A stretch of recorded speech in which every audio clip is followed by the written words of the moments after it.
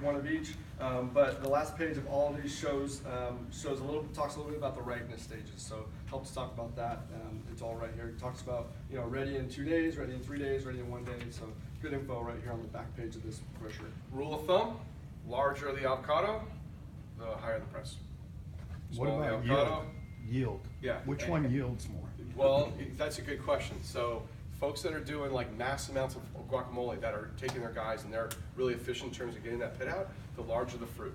So what we found in terms of output, a 48 count number 1 or number 2, it doesn't matter which one it is for that guacamole application, you're gonna get the most amount of output versus a 60 count smaller fruit. You're gonna have a bigger like seed or seed to fruit ratio than you are from that 48 count, which is gonna have that same size seed, but a little bit more fruit and flesh.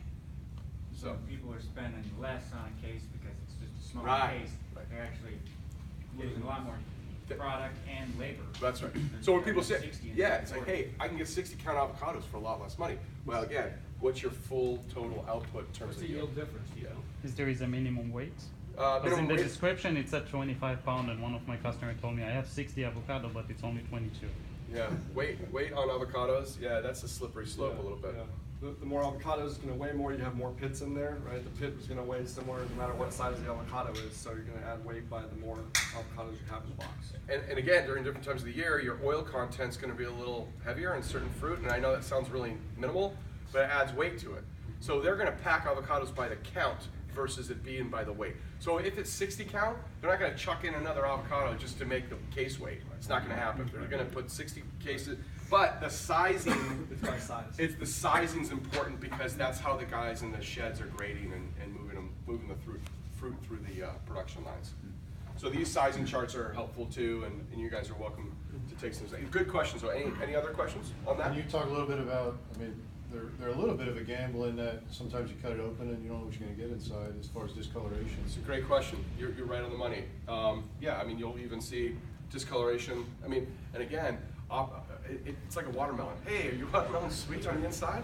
I don't know. Let's cut one open and find out. Right. That's the only way to really tell. So, yeah, I mean, this is where your QA teams are really going to have to be like eyeing the ball, spot check certain things. But the Markon folks, the people we've partnered up with, some of the bigger avocado production folks, they got this thing down to a science. So they know once it's gassed and preconditioned, and I always feel like preconditioned fruit is going to yield to better coloration on the inside versus, hey, here's some stone green fruit we picked from the trees. We're going to chuck them in a box, we're going to put them in a warehouse, or we're going to put some time on them.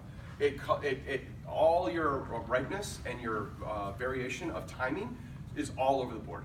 So you've got a lot, so the competitive pressure we feel is there's a lot of like smaller, independent, Hispanic produce houses, and these guys are great with number 2 avocados, number 2 tomatoes, and cheap onions, right? They're really good at that because they're hitting that market.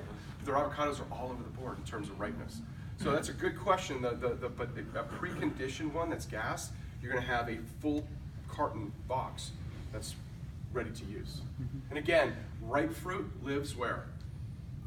Ripe fruit, if it's ripe and ready to use like this, it lives in your cooler of your customer. It does not live on the shelf. So what I found in my history is, Scott, I got the avocados, they're beautiful. 2 days later, man, terrible. What the hell's going on here?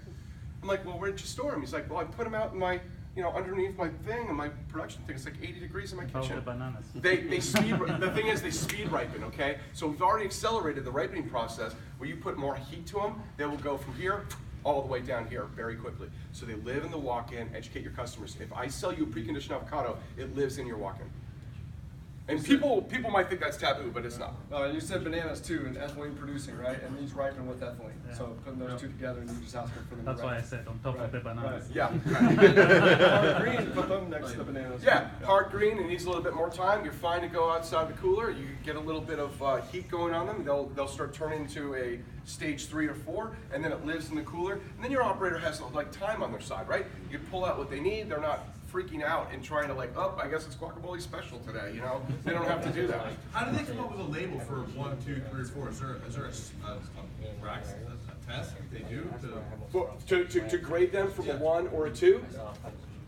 Well, it typically has to do with the outside skin and the coloration, right? And again, I'm a firm believer that if they are preconditioned, and they're the right size, and they're coming from like a Calavo, right? We work with Calavo. Calavo is like one of the best in the business.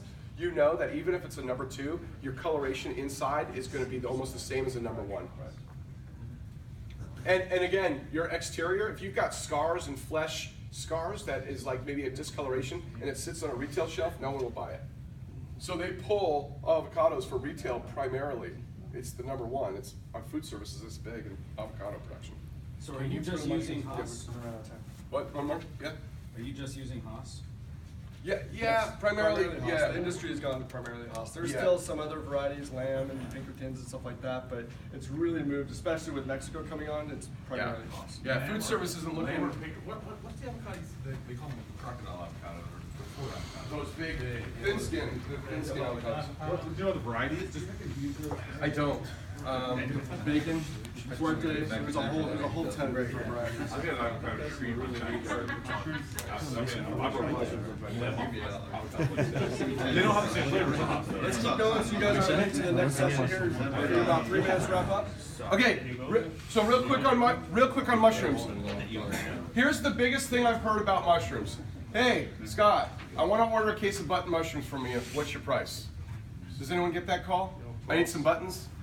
Send me 2 cases of buttons. What's your price, right? So what's a button mushroom? Small, right? So really it comes down to terminology and asking the right questions. So when you get a button mushroom, this is about $3 or $4 difference than a kind of an ingredient or an industrial mushroom, something that's almost a number 2.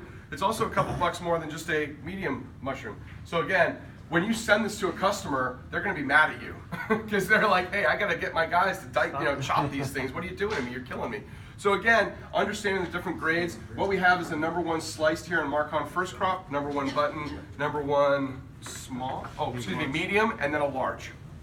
And then over here is the ingredient or the number 2. But I just wanted to kind of show what you get kind of in the box.